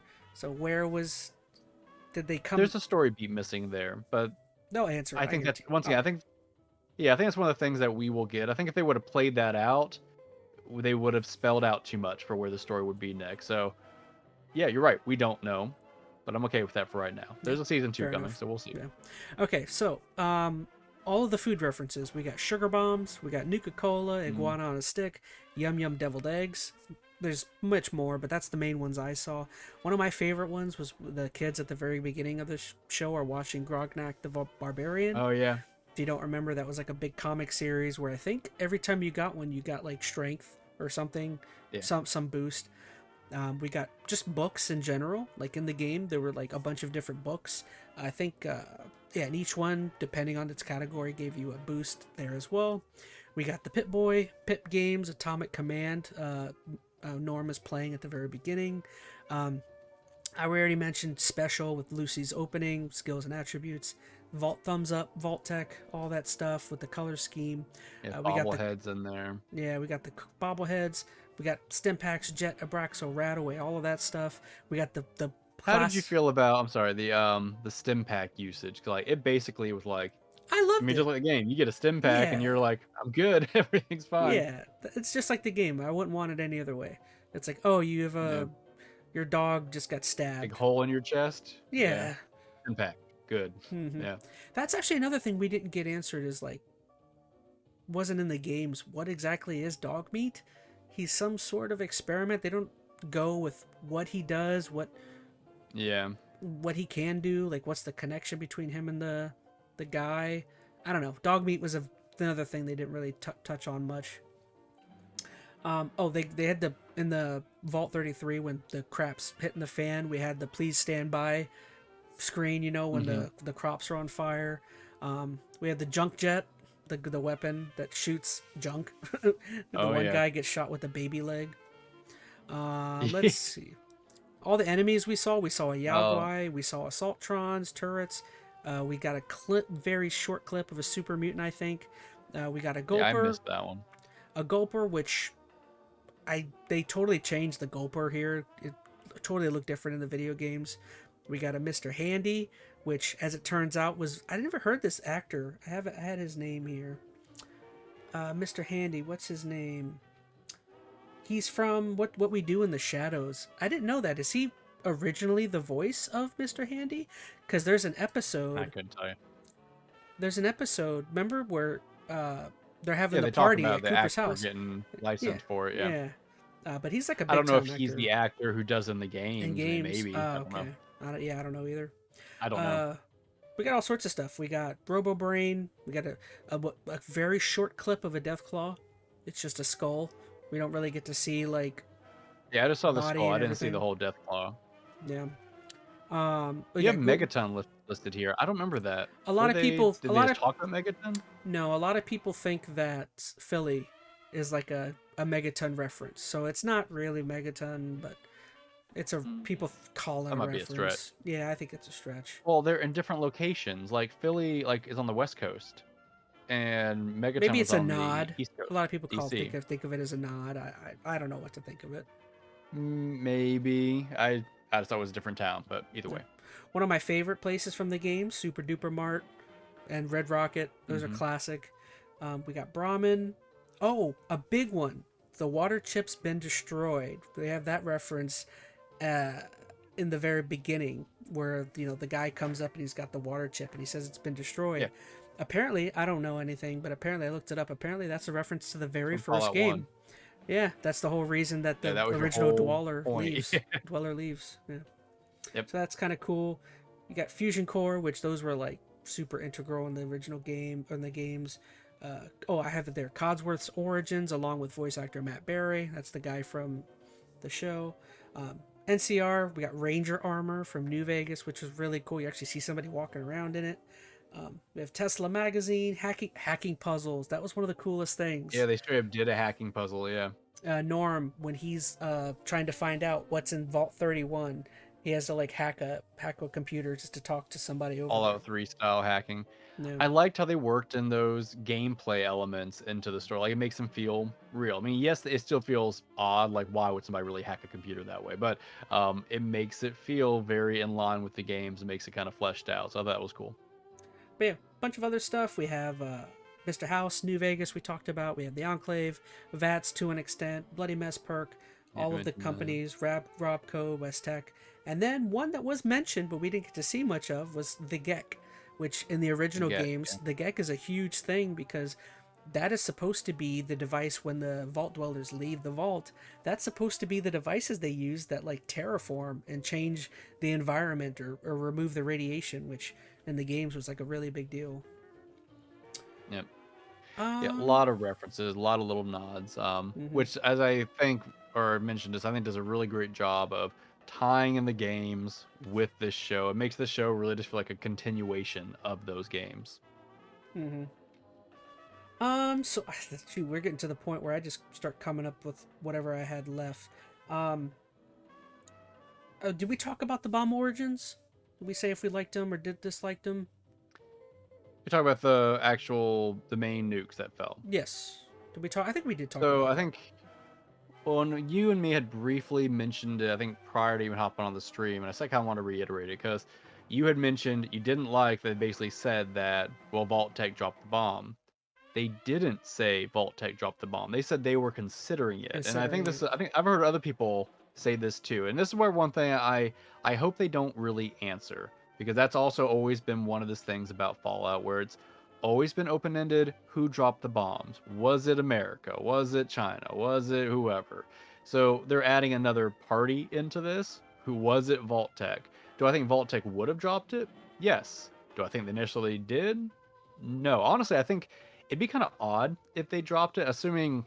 And once again, I don't know exactly how things play out between Cooper realizing what his wife's doing versus that scene at the beginning of the show. Like maybe she falls from grace after that because he makes a big stink about stuff. I don't know. But if we assume that she's still involved in Vault-Tec, why would she let her kid go to a birthday party if she knows that she, as part of Vault-Tec, is about to drop the bomb? The whole point of her doing this is to keep her kid safe. That makes So it makes sense. me feel like, why would, unless once again maybe there's a fall from grace, if he made a big stink about it, which may messed up her position in Vault-Tec, maybe then they did drop the bomb. Like once again, it's open ended, but I don't necessarily think Vault-Tec dropped the bomb. It could still be China. anybody, I think which it I was think they should leave it China, that way.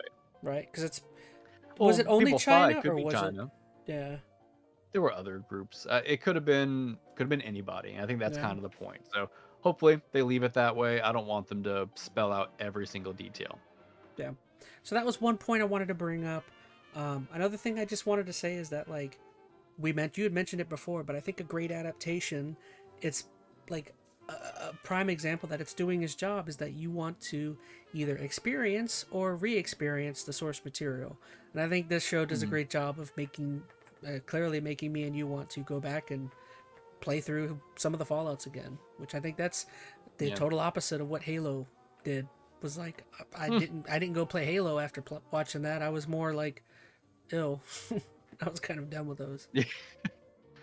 Yeah, and to be fair, a lot of it was the music. Just like the music triggers some kind of like Pavlovian response. Like I hear that, and I can immediately go back and picture myself walking through Fallout 3 Wasteland again and listen to those songs. But yeah, I am definitely interested in hopping back into that franchise from a gameplay perspective. Before we touch on the last two aspects of what we have, there's one more question I had, and that was the one you didn't like. Uh, was it a big talking point around this? Is people being upset about all the episodes being dropped all at once? It's like I personally think the only people that are upset about this are like content creators who want to like slowly drip feed Yes. content over a period of time, and it's like Yes, that's why I don't like this. It comes across really ingenuine. Like 'cause I saw what was an it's like article on I'm a Kotaku content about it. There creator, was but an it's like article on IGN. yeah, Well, I think it's almost worse coming from these major media major outlets. Like I think it outlets, was just yeah. today or yesterday. Like IGN was like, "Oh no, this would have been better if it was weekly because it means that you can have more water cooler moments. You can let it kind of sit in the zeitgeist longer." Okay, maybe. I mean, maybe that matters to Well, you. I it mean, comes for down me, that to a isn't a big sticking creator's like point. artistic vision or artistic It's their decision. It's like if that's how they want to launch I it, don't think then it's about that. I don't think it's about artistic because it doesn't really change the artistic vision if you get to watch it once a week or all at once. This really comes down to, okay, an entity like IGN.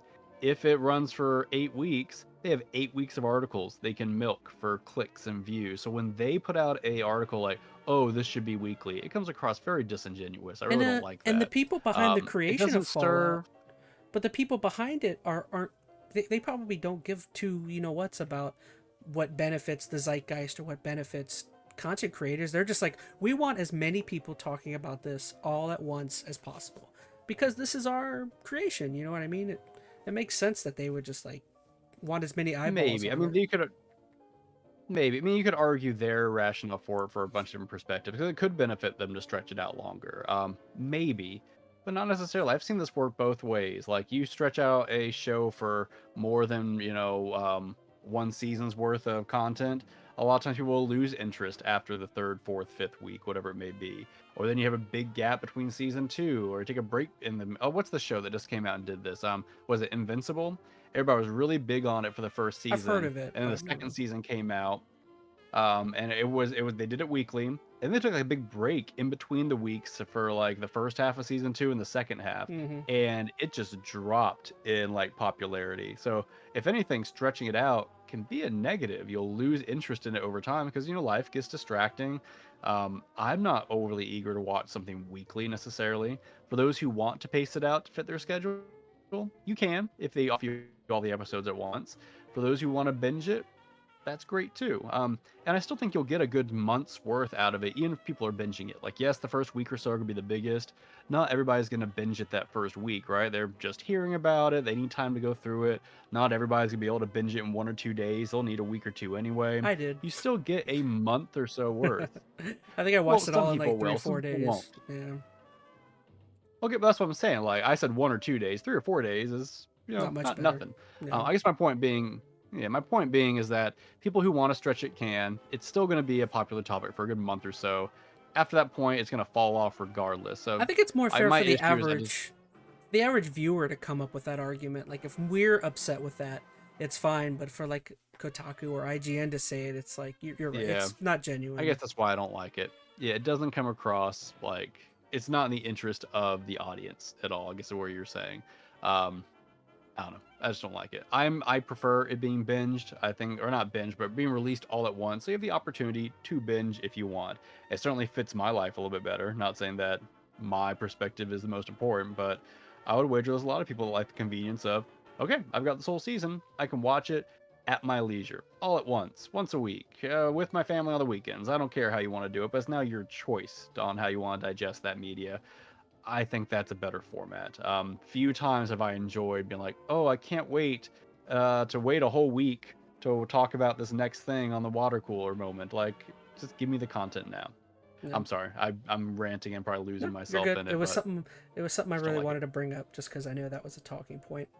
Um, shoot, what? Gosh, I'm sure there's going to be some stuff we forgot, but kind of just getting into it. That I was a mean, lot of stuff. I feel like we already touched on overall feelings towards the show. For the most part, I very much loved it. I think it was really good. I think it's I hate to say it, I think it's an excellent addition to the Fallout lore. Like I mean, we talked about some of the things that don't quite fit well or don't quite fit perfectly, but for the most part, it does a great job of inserting itself into kind of like the Mhm. vault and everything. I don't know. What about you? Yeah, no, I agree. As I don't want to reiterate too much, but I think they did a fabulous job on this. I guess my interest now is okay, where does this go from here? So obviously season two already confirmed. There's obviously some story threads that they have to kind of dig into and finalize. But we also have to think this is a larger canon now too, right? There's a Fallout 5 that's going to happen one day, but man, like 10 years from now, like when are we going to see a Fallout 5? Because They're still working on Elder Bethesda is working Scrolls. on new Elder Scrolls. That's what, 4 years off or something. Hey, they've So got. Did we mention that New Vegas was shown at the end of this? Did we ever talk about that? no, we didn't. Yeah, I think we kind of dabbled around New Vegas a little bit. So we talked about the timelines and stuff. At They show Hank, the father, running out into the desert, and it shows him looking out at what appears to be a destroyed New Vegas. It's hard to really tell, but it looks like it's not nearly as glistening as it was back in the game. So New Vegas has fallen on some hard times. So I'm sure season could two is going to investigate that. could that open? Because again, we don't think main Bethesda is gonna have time for a new Fallout for at least several more years. Could that open the gates for possibly an Obsidian too? I mean, Obsidian is now they're under Microsoft as well. I would love that. It makes I guess the sense. concern there, and I don't know. Well, I don't know how true all this is. Like, the possibility is certainly there, but for the longest time, wasn't there some bad blood between Bethesda and Yes. Obsidian? They weren't Mm-hmm. happy with how that all kind of played out, with Obsidian getting New Vegas and doing what they did. So I don't know how much control Bethesda would be in to allow that, or That now would it's all Microsoft come down to decision. Papa Phil to be like, hey, I Yeah. want a new Fallout game with all this talk around Fallout right now. Let's get one. But even then, so I guess what I'm thinking is like, when do we actually foresee that being a possibility? Like, it's not like they're all of a sudden just deciding, oh, this show's doing good, Obsidian start working on New Vegas too. Like, No, this it would have would been something that three, has four been in the works for a years. while. Yeah. Okay, but then where does that kind of leave us? I guess what I'm thinking is, all right, this show, if it does well, is going to go for a season 2, maybe a season 3. So we're going to get 2 or 3 more years of this show before we ever see a game. It's going to cover a lot of ground in that time. So where does the game pick up? I know a lot of people are thinking, oh, a New Vegas 2. This show is going to very quickly dive into New Vegas. So does that leave room for a New Vegas 2? Does it have to do an older game to fill in a gap? I guess that's what I'm kind of wondering is, where do they go from here? Do they try to follow up the show with wherever it ends off at? That's going to be a hard thing to do too, like timing of a game versus Yeah. a live show. I guess not live show, but you know what I'm saying, a show that's persistently coming out. Or do they have it where this show is just going to end after 3 seasons? They have a story they want to tell, get the canon to a certain point, and then have a game pick it up from there. That's probably your I don't know. best I guess bet. that's what I'm curious. I think the way you mentioned that's probably the best bet is to have a shortened, although, money. If they see seasons 2 and 3 are doing well, do they really want to end it? I don't. I'm It's hoping. hard to, I will say, I'm sorry. I guess I was just gonna say, like, I know what you're saying. Like, I mean, yeah, you have a cash cow. You want to milk it as long as you can, but I don't think the love for this show will last more than 2 or 3. Like, I really like it right now, but I'm gonna want to see it start wrapping up and moving on and getting to the next thing. So, I'm down for a season 2 for sure. Maybe a season 3. I don't know if I want to see these characters for 5, 6, 7 seasons, kind of thing. Like, I think 2 to 3 because some of these characters are going to have to wrap up their story. I feel like the ghoul Walton probably Go- needs to finish the storyline in Walton season Goggins 2. too big an actor. He's gonna go do something else, and he'll only be around for a season or two.